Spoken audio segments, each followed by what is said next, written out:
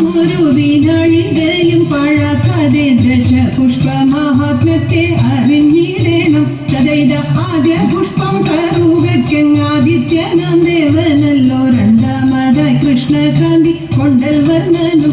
തഥൈത പിന്നെയല്ലോ തിരുതാളി ദേവതയ മഹാലക്ഷ്മി. നാലാമതായി നാമുഖന്റെ കുറുനിലയും പൂവാം കുറുനിലയും. കയ്യും യമരഞ്ചാമതും കൈലാസേഷൻ ദേവതാൻ. ആറാമതായി ശ്രീ പാർവതി ചൂടും മുക്കുറ്റി.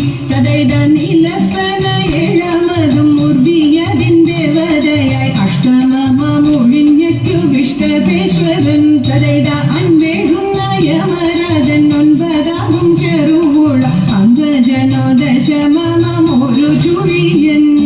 ചൊല്ലേഴുമീ ദശപുഷ്പമല്ലെല്ലാം അകറ്റുവാൻ മല്ലാക്ഷിമാരെ നമുക്കു ചൂടിടാമല്ലോ. തഥൈത